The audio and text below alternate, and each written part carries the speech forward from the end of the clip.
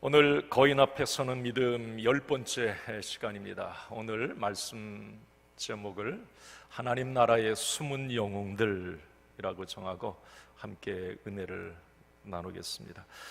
먼저 주님의 이름으로 선포합니다. 저와 여러분들이 하나님의 자녀로 어쨌든 우리 하나님의 마음을 시원하게 해드리는 저와 여러분들의 믿음의 모습이 되기를 간절히 소원합니다. 우리 하나님도 열받으세요. 우리 하나님도 분노하시고 우리 하나님도 짜증나십니다. 사랑의 하나님이시지만 언뜻 말씀을 통해 보면 그러세요. 우리 주님의 마음을 어떻게 하면 시원하게 해드릴까? 어떻게 하면 기쁘게 해드릴까? 그런 고민이 우리에게 있어야 되고요. 하나님뿐만이 아니라 오늘 하나님이 우리에게 붙여주신 내 옆에 있는 사람들, 또 공동체의 모든 우리 멤버들, 그분들의 마음도 기쁘게 해드리고 시원하게 해드리는 저와 여러분들이 되기를 바랍니다. 목회하면서 느꼈던 경험담을 잠깐 소개하고 오늘 말씀을 이어가도록 하겠습니다. 제가 이제 30여 년 이상 목회하면서 많은 사람들 또 많은 모임들을 이렇게 경험하게 됩니다. 이런 타입의 사람들이 있어요. A형, B형 타입인데 제가 AI에게 명령을 했습니다. 자세히 설명을 하고 A형과 B형 타입의 그림을 좀 그려달라고 그랬더니 이렇게 이제 공개를 합니다. A형 타입 분위기가 상당히 밝죠? 여러분, 어떤 모임이든지 어떤 사람이든지 A형 타입의 사람이 있습니다. 주변 사람들을 시원하게 해주는 사람들이죠. 청량감이 있어요. 모임을 밝게 하고 웃음을 줍니다. 개인적으로 만나서 이야기를 해도 따뜻하고 진정성이 느껴집니다. 정감이 가죠. A형 타입의 사람들. B형 타입, 내용을 보면 어둡고 칙칙합니다. B형 타입의 사람이 있으면 깝깝합니다. 분위기가 칙칙해지고 모임이 어두워집니다. 만나고 나면 힘이 빠지고 씁쓸한 여운이 남습니다. 똑같은 상황에서도 A형 타입, B형 타입이 있습니다. 스스로에게 질문 던져보십시오. 나는 어떤 사람인가? A형 타입인가? B형 타입인가? 저는 간절히 마음에 소원을 가지고 우리 옆에 분에게 그렇게 고민합시다. 당신은 아무리 봐도 A형 타입입니다. 축복해 주세요.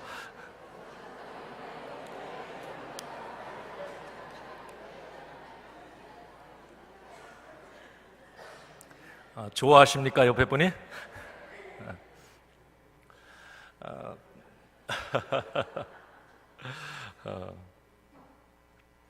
오늘 역대상 11장 본문을 보면 우리는 A형 타입의 사람들을 만나게 됩니다. 등장인물들을 오늘 말씀 보면 한결같이 아무리 보아도 따뜻하고 감동을 주는 사람들입니다. 저만 그렇게 오늘 본문의 이 주인공들을 저만 그렇게 보는 게 아니라 하나님도 그랬고 그 당시 왕이었던 다윗도 그랬고 그와 함께한 모든 사람들도 그들을 그렇게 A형 타입으로 바라보았습니다. 모두의 마음을 녹여주고 모든 사람에게 감동과 기쁨을 주는 그런 사람들, 오늘 본문이 그런 사람들의 이야기입니다. 그래서인지 하나님도 그들의 그 사건이 감동이 되셨는지 3000년 동안 많은 사람들의 입에 오르내릴 수 있도록 하나님의 말씀에 그 사건, 이야기, 그 주인공들을 기록해 놓으셨습니다. 한마디로 오늘 등장하는 사람들, 하나님 나라의 숨은 영웅들, A형 타입의 사람들입니다. 자, 무슨 이야기일까 궁금하시죠? 도대체 어떤 사람들이기에? 자, 오늘 본문 속으로 한번 들어가 보겠습니다.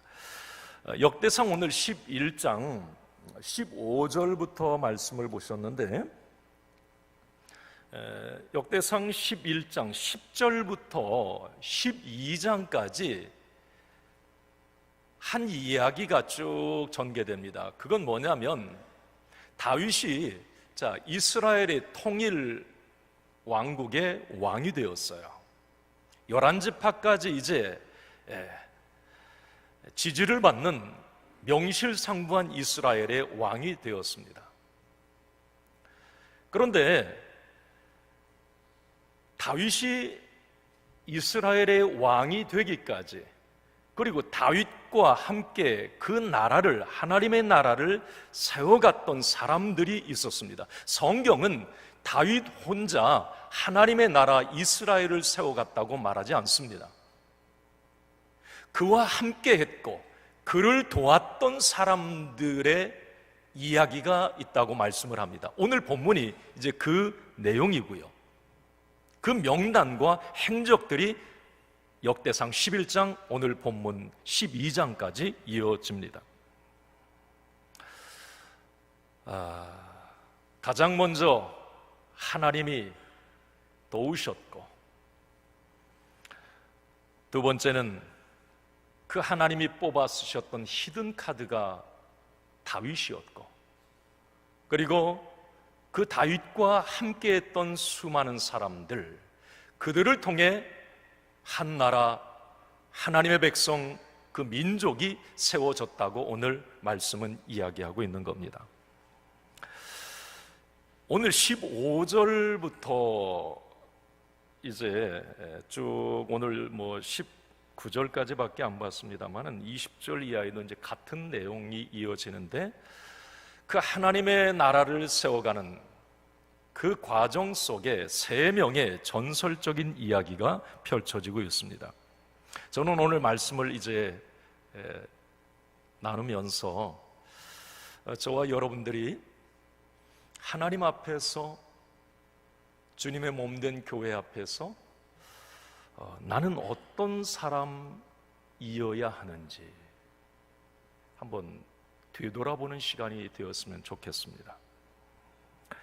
자, 다윗은 우리가 지난 시간 말씀을 계속 나누었습니다. 자, 이스라엘의 왕이 된 후에 가장 먼저 첫 번째 행보로 예루살렘, 당시 여부수 족속이 장악하고 있었던 예루살렘, 사실 통일 왕국 이스라엘의 심장입니다.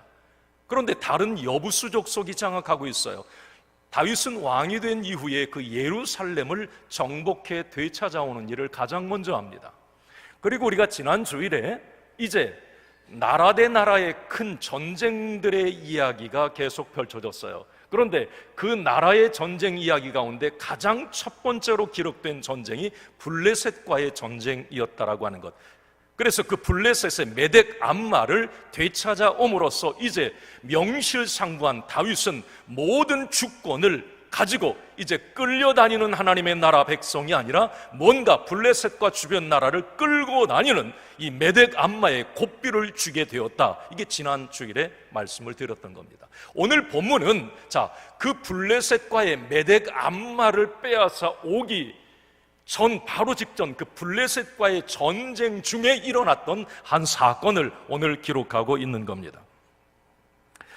자, 15절 한번 말씀을 같이 읽겠습니다. 오늘 본문입니다. 시작. 30 우두머리 중 세 사람이 바위로 내려가서 아둘람 골 다윗에게 이를 때에 블레셋 군대가 르바인 골짜기에 진쳤더라. 아멘. 이제 당시 블레셋은 그런 생각을 했던 것 같아요. 야, 다윗? 우리가 다윗 도망하던 시절 말씀 나눴잖아요. 블레셋의 망명까지 했던, 미친 척하고, 야, 그 다윗이 왕이 됐대. 과연 어떤 나라 강할까?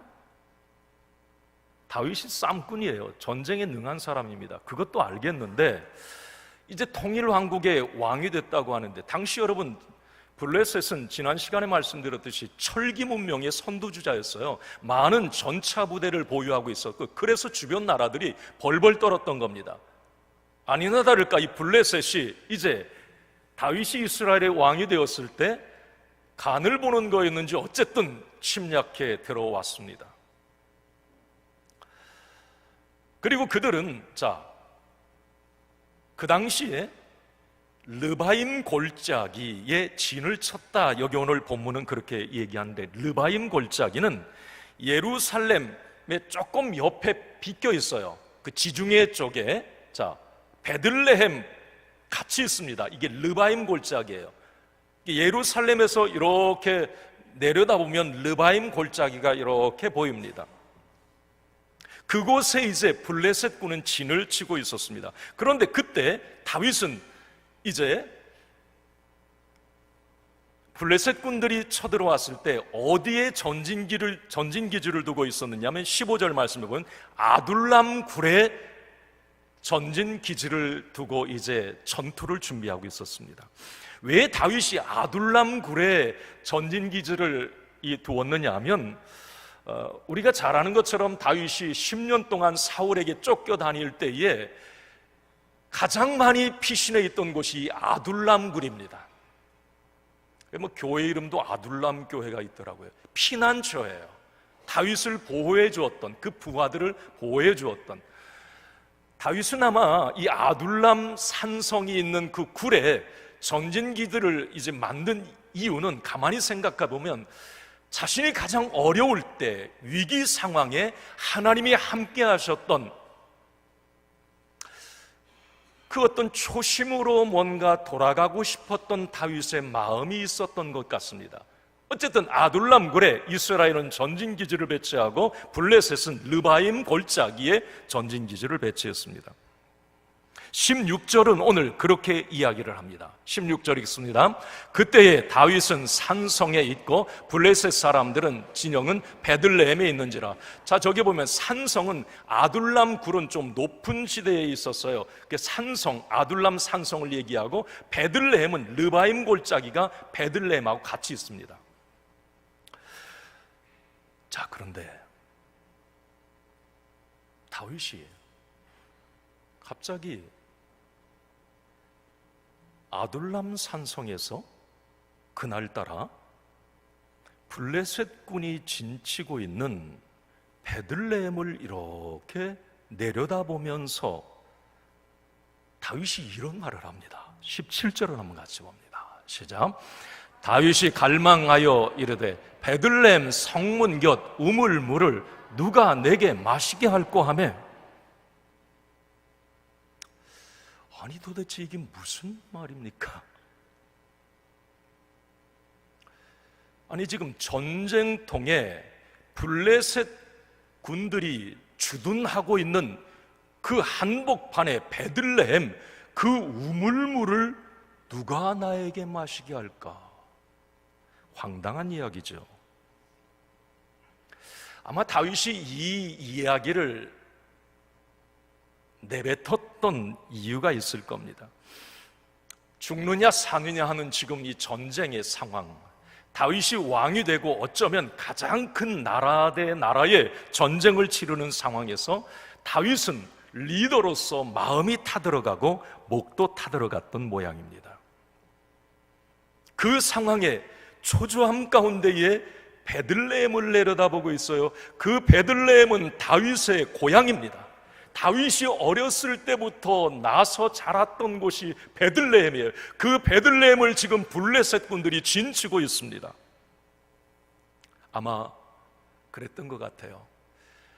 다윗은 그 베들레헴을 이렇게 보면서 베들레헴에 우물이 있었던가 봐요. 그런데 이 다윗은 어렸을 때부터 그 우물물을 먹고 자랐던 모양입니다. 다윗은 물끄러미 무척 지금 초조한 상황에서 그 베들레헴을 보면서 누가 저 베들레헴의 우물물을 좀 나에게 떠다 주었으면, 혼잣말이었습니다.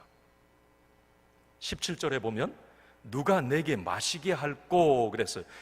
누가 내게 마시게 하라가 아니고 마시게 할꼬, 혼잣말. 다시 말하면 고향에 대한 그리움, 전쟁에 대한 어떤 두려움, 미래에 대한 두려움, 그 속에서 던진 다윗의 독백이었습니다. 자, 그런데 이렇게 다윗이 혼자 내뱉은 말을 허투루 듣지 않고 심각하게 받아들였던 3명의 부하가 있었습니다. 그들은 다윗의 혼잣말을 결코 가볍게 넘기지 않았습니다. 그걸 자신의 사명으로 받아들입니다. 그리고 3명의 용사들은 서로 의미심장한 눈빛을 교환하더니 창칼을 집어들고 다윗이 말릴 틈도 없이 손살같이 블레셋 적진을 향해 손살같이 내려갑니다. 저는 이 부분을 그냥 그림으로 상상을 해보았어요. 자, 블레셋 군대의 입장에서 어떤 생각이 들었을까? 지금 3명의 이스라엘 군이 자기들을 향해 막 달려오고 있어요. 이건 뭐지? 좀 뭐야 저거? 아니 고작 3명? 뭐 자살 특공대야? 아니면 투항하는 거야? 아니 블레셋 사람들의 입장에서 그런 생각이 들었을 겁니다. 이스라엘 군대 입장에서는 아니 뭐 저렇게까지 해? 아니 뭐 다윗에게 잘 보이려고 미련한 사람 같으니. 어쨌든 이스라엘 사람들도 블레셋 사람들도 황당해하고 뻥찌는 그 순간 3사람은 폭풍처럼 블레셋 진영으로 들어가서 블레셋 병사들을 쓰러뜨리기 시작합니다. 18절 상반절입니다. 한번 읽겠습니다. 시작. 이 3사람이 블레셋 사람들의 군대를 돌파하고 지나갔다고 하는 원어에 보면 피를 흘리며 싸워서 이기고 죽이고 지나갔다 이 이야기입니다. 여기 여러분 이 3명의 이 용사들은 그냥 용사들로 보면 안 돼요. 이스라엘의 우두머리 쌈군의 쌈군 대장들입니다. 이 3명이. 어쨌든 그들의 행동은 무모하고 황당한 행동입니다. 마침내 그들은 베들레헴 우물가에 도착을 하게 되고 자신들이 가지고 간 아마 통에 3명의 용사들은 그 베들레헴의 우물물을 담았을 겁니다. 그리고 이제 그것을 가지고 돌아옵니다. 상상을 해보면 그 물통에 물을 들고 수많은 블레셋 병사들과 싸웠기에 피와 땀이 아마 범벅이 된 얼굴, 그런 모양새였을 겁니다. 그러면서 그 물을 다윗에 갖다 주었을 때 다윗은 어땠을까요? 그 마음이 기가 막혔을 겁니다. 그냥 무심코 그리움에 내뱉은 말이에요. 그런데 부하들이 그 말 한마디에 목숨을 건 모험을 해버린 겁니다. 어쨌든 다윗도 황당하고 기가 막혔어요. 뭘 저렇게까지 하라고 한 것 아니거든요. 그냥 자신의 독백이었습니다. 그런데 그 말을 듣고 목숨을 건 행동을 했던 그들, 그리고 물을 떠와 자신에게 주는 그 3 용사. 어쨌든 다윗은 지도자로서 그들의 물을 받아든 순간 목에서 뜨거운 것이 울컥 올라왔습니다. 도저히 그 물을 마실 수가 없었던 겁니다. 부하들의 생명을 담보한 그 피를, 여기 오늘 피라고 얘기를 해요. 다윗이 내가 어찌 너희들의 피를 먹을 수 있겠는가? 그러면서 다윗이 이렇게 합니다. 18절 하반절입니다. 같이 읽습니다. 베들레헴 성문 겹 우물물을 길어 가지고 다윗에게로 왔으나 다윗이 마시기를 기뻐하지 아니하고 그 물을 여호와께 드렸더라. 어찌 피와 같은 물을 마실 수 있겠는가? 결국 하나님께 그 물을 부어 드리고 맙니다. 그리고 다윗이 마음이 아픈 거예요. 지금 그들의 세 용사들의 뭔가 어디 안 다쳤겠습니까? 제가 상상을 해보건대 멀쩡히 어디 피를 흘리고 있었을 수도 있겠고, 그 모습을 보면서 이 다윗이 지도자로서 마음 아파하면서 한 말이 오늘 19절에 있습니다. 19절을 같이 읽겠습니다. 시작. 이르되 내 하나님이여,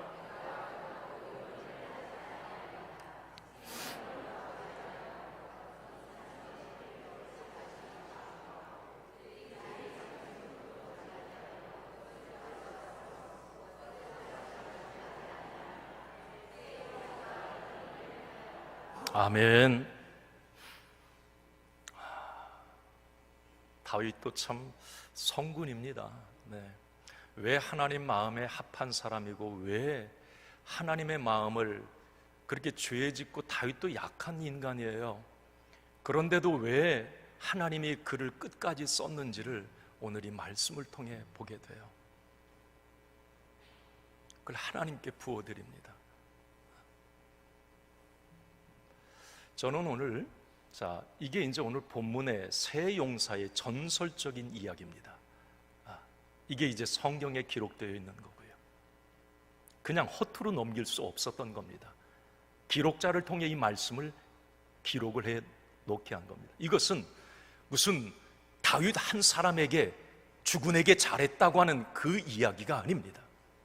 다윗은 예수 그리스도의 모형입니다. 우리가 하나님을 섬길 때에, 몸된 교회를 세워갈 때에 어떤 사람이어야 하는지 세 용사의 모습을 통해 우리에게 교훈을 주기 위함입니다. 저는 여기 오늘 말씀을 통해서 이런 교훈을 받았어요. 이제 제가 말씀 묵상 가운데 받은 은혜들을 이제 여러분들과 나눌 텐데, 잠깐 여러분들도 나에게 참 저런 모습이 있었으면 좋겠다, 그런 결단을 좀 해보는 시간이 되었으면 좋겠어요. 첫 번째 영적 교훈, 제가 받은 은혜는 이겁니다. 크게 한번 읽어봅시다. 시작. 말의 영향력. 다윗이 그냥 무심코 내뱉었던 말 한마디에 세 명의 목숨 잃을 뻔했습니다. 그 세 명은 보통 세 명이 아니에요. 일당 500, 일당 1000을 해내는 용사 중에 용사였습니다. 그 세 명의 목숨을 잃을 뻔했어요. 다윗의 말 한마디. 오늘 다윗이 그 물을 받아들고 아까 19절에 한 말이 그거였습니다. 내가 결단코 이런 일을 하지 아니하리이다 그랬어요. 이건 무슨 말이냐면, 내가 앞으로 절대로 말을 함부로 하지 않겠습니다. 신중하게 내뱉겠습니다. 아니, 독백으로 그냥 혼잣말로 한 것인데 그 말 때문에 세 명의 용사가 목숨을 잃을 뻔한 거잖아요. 그렇습니다. 여러분, 말의 영향력은 참으로 큽니다. 이 말,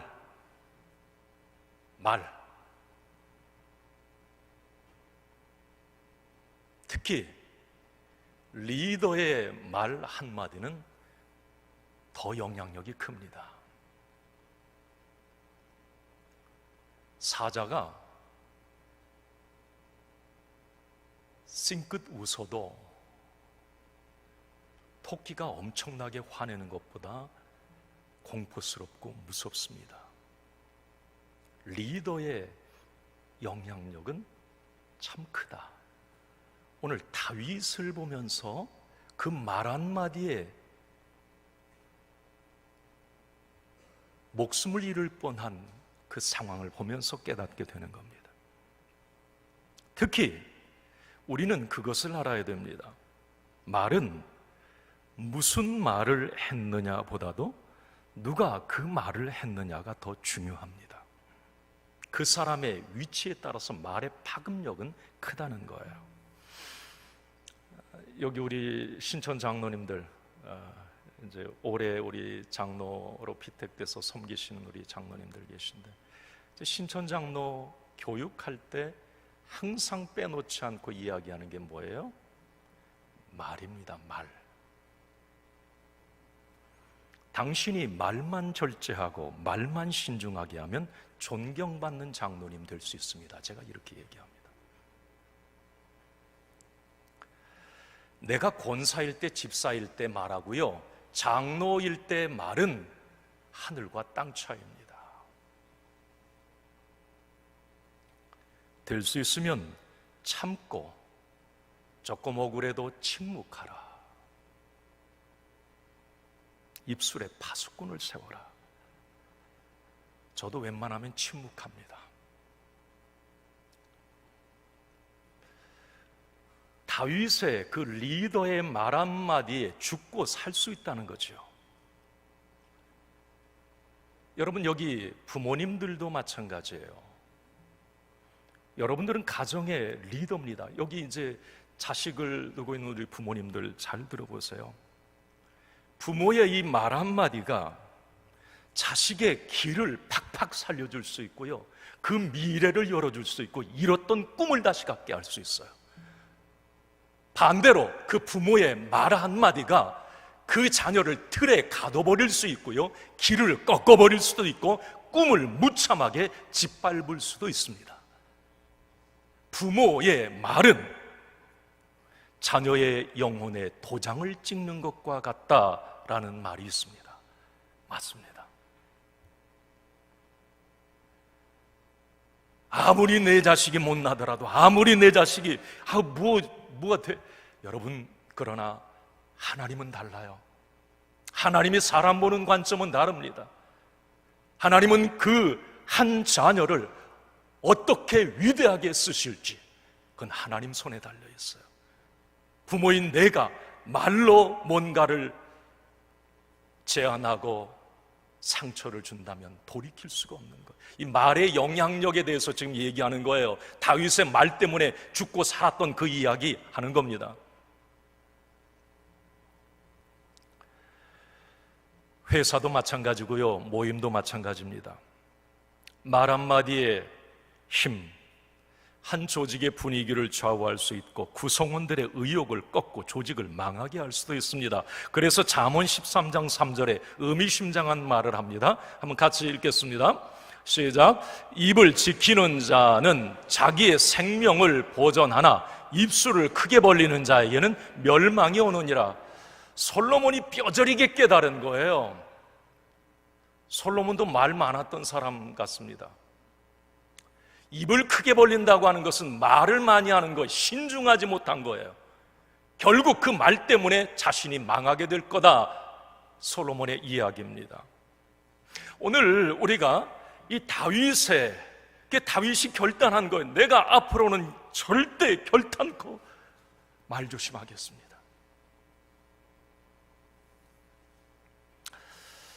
여러분들이 어디에 속해 있든지, 교회 안에서도 마찬가지고, 또 여러분들의 직장과 삶의 터전 어디에 있든지, 우리 그리스도인 하나님의 자녀들은 이 말에 신중해야 합니다. 허튼 말 하지 마시고요, 음담패설 하지 마시고요, 거짓말 하지 마시고요.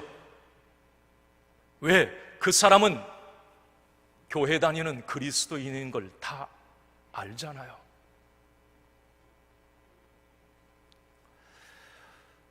또 하나, 저는 오늘 두 번째 제가 이 말씀을 통해 이 새 용사의 입장에서 받았던 은혜예요. 두 번째는 바로 이거였습니다. 한번 같이 읽습니다. 시작. 계산 없는 충성심.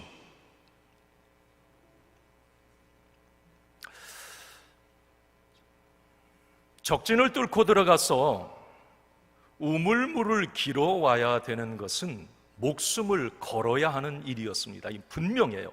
아마 새 용사도 물들어가면서 그랬을 거예요.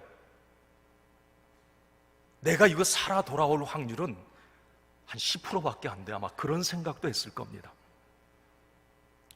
누가 봐도 물 한 모금 때문에 목숨을 거는 것은 무모한 일입니다. 인간적인 계산과 상식으로는 전혀 앞뒤가 맞지 않습니다.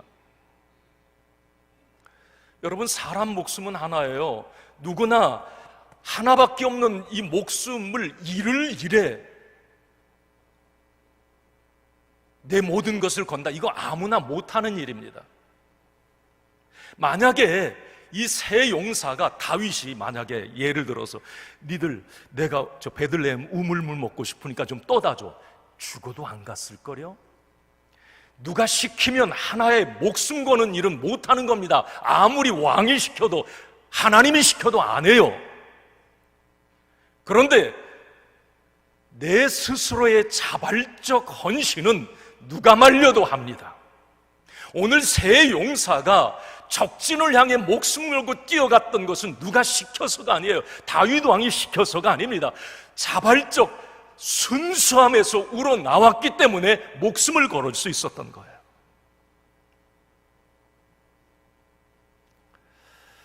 그래서 그들의 헌신이 하나님도 다윗도 주변 사람들도 감동시켰던 겁니다.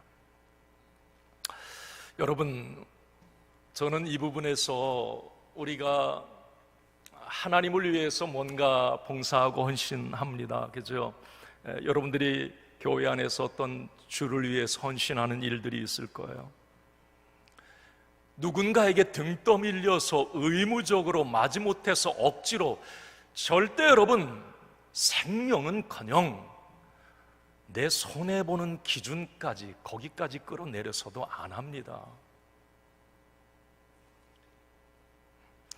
그러나 내가 우리 주님을 사랑하는 순수한 마음, 자원하는 마음이 부어지면 여러분 어떤 일도 감당해 내는 겁니다. 여러분들이 주님 앞에서 하는 지금 헌신과 사역들이 어떻습니까? 내가 주님의 몸된 교회를 사랑하고 하나님을 사랑하는 순수한 자발적 헌신입니까? 아니면 억지로 등 떠밀려서 사람들의 어떤 눈초리 때문에, 사람들의 칭찬과 보상 때문에 내가 그 일을 하고 있습니까? 저는 오늘 새 용사의, 우리가 사실 목숨 걸고 주의 일을 하는 거 여러분 그런 일 없습니다. 지금 중동 전쟁부터의 선교사로 복음 전하러 가지 않는 한은 생명 걸 일 없을 겁니다. 자, 그러나 생명 거는 일이 아니라 내 작은 어떤 손해나 내 작은 어떤 부담감이나 힘듦, 이런 상황에서 뭔가 내가 기쁘게 주님을 위해서 그 일을 할 수 있는 건가?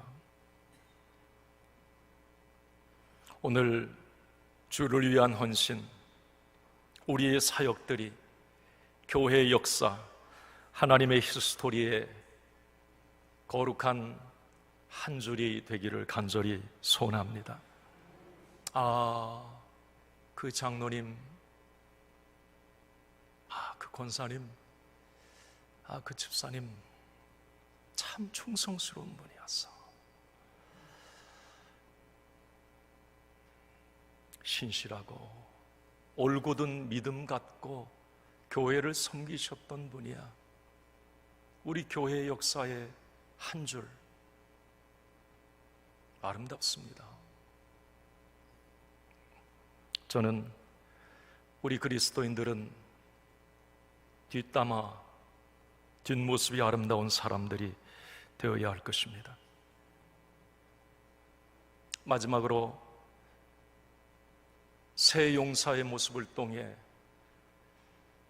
그들의 정말 순수한 마음, 하나님을 위해서, 다윗은 예수 그리스도의 모형인데 주님을 위해서 그렇게 순수한 마음으로 일할 수 없을 건가 하는 그 마음 한 가지와, 세 번째는 최소한의 신앙, 최선의 신앙입니다. 한번 같이 읽습니다. 시작.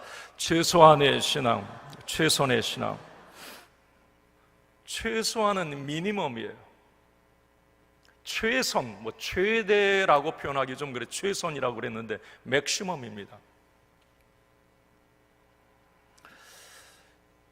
여러분, 다윗의 말, 그냥 베들레헴 우물물을 마셨으면 좋겠다. 내가 어렸을 때 마셨던 참 시원했었는데, 그 우물물이 생각난다?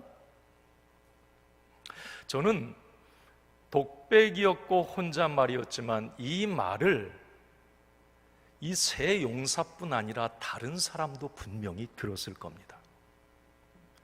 여기 오늘 나오는 세 용사는 15절 시작하는 아둘람 굴을 방문한 세 용사하고 다릅니다. 그 세 용사는 1등급 용사예요.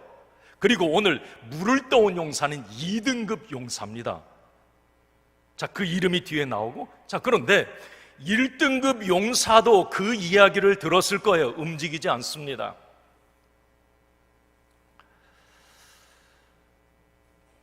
아마 다윗이 혼잣말로 그 이야기를 했을 때 어떤 장군은 그랬을 거예요. 아니, 목이 마르시면 여기 아둘람에도 우물물이 있는데, 아니, 그거 드시면 되지 왜 이 전쟁통에 굳이 베들레헴 우물물 마시고 싶다고.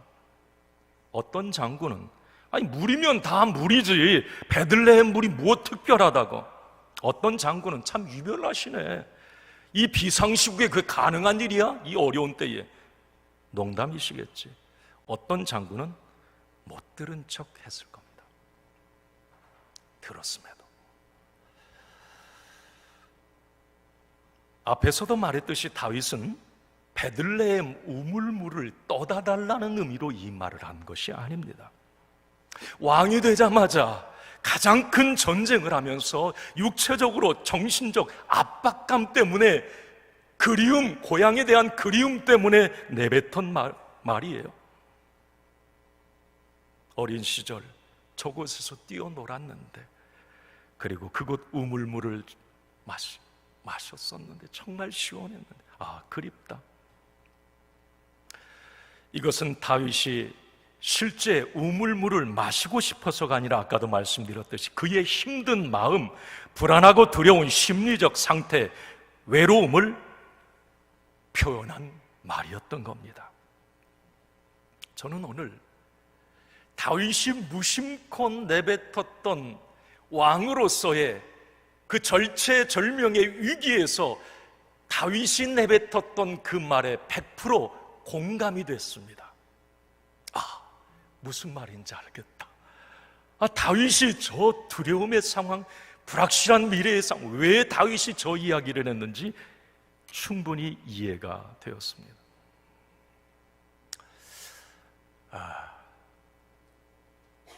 가끔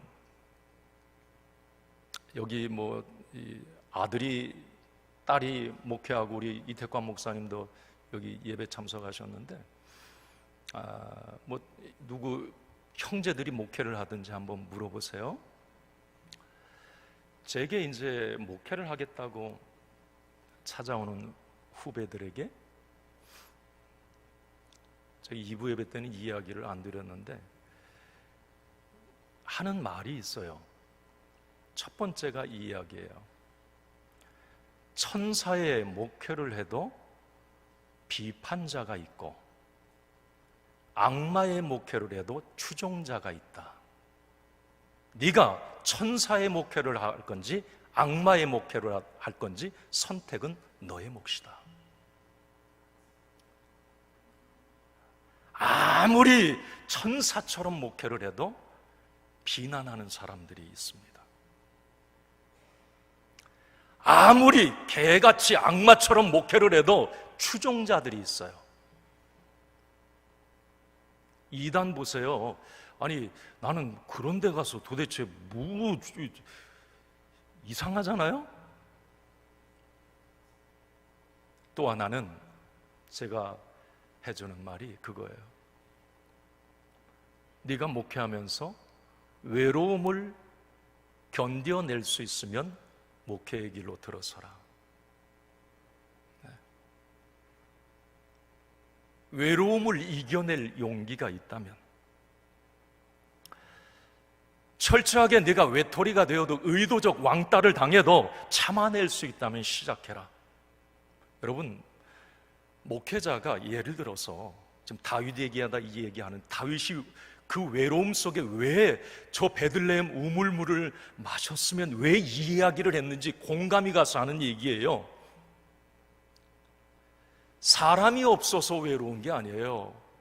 목회자만큼 사람 많이 주변에 있는 것 아닙니다. 그러나 마음을 나눌 사람이 없는 겁니다. 또 쉽게 말할 수도 없고요. 그 이야기는 반드시 99.9%는 돌아서 다시 나에게 돌아옵니다. 그러니 힘들어도 억울해도 내가 참고 침묵하고 내뱉으면 하나님 앞에 내뱉어야 돼요. 이게 목회자들의 고충입니다. 그러다 보니까 외로워요.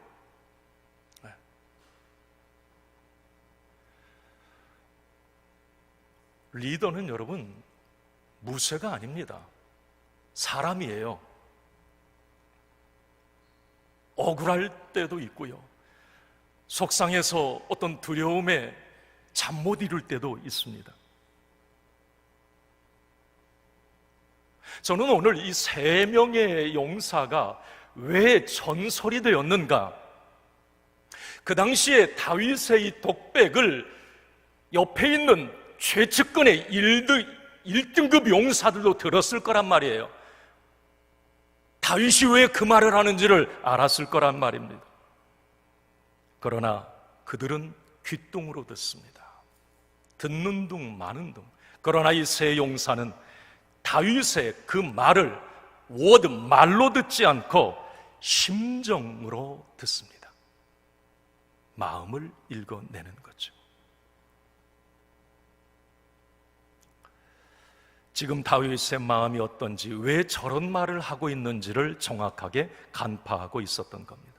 다윗이 그들이 물을 떠왔을 때 물 떠온 것 때문에 감격한 그것보다도요, 어떻게 내 마음을 저렇게 읽어내는 용사가 있단 말인가, 이 부분에 대해서 감격했을 겁니다.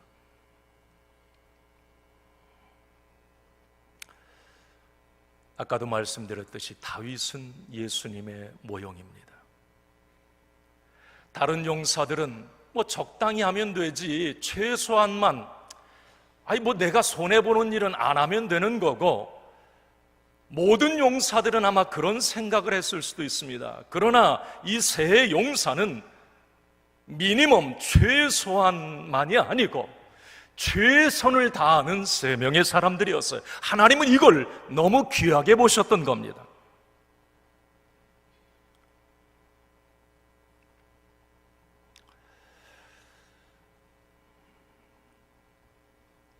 오늘 주님을 감동시키는 믿음은 최소가 아니라 최선이다라고 하는 것을 여러분들이 기억하시고, 최소한의 신앙은 최소한 벌받지 않을 만큼만, 남들에게 손가락질 받지 않을 만큼만, 내 직분만 겨우 지킬 만큼만 하면 되는 거죠.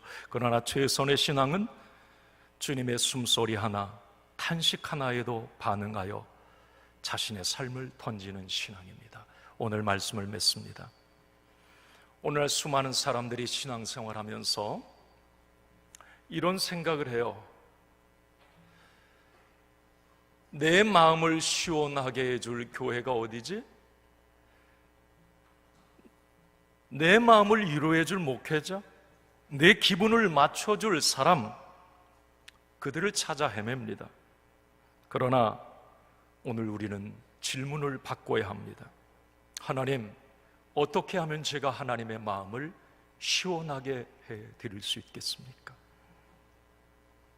사랑하는 성도 여러분, 하나님의 마음을 잘 읽어내시고 하나님이 원하시는 것이 무엇인지 정확하게 간파해내는 하나님 나라의 숨은 영웅들이 되시기를 주님의 이름으로 간절히 축원합니다.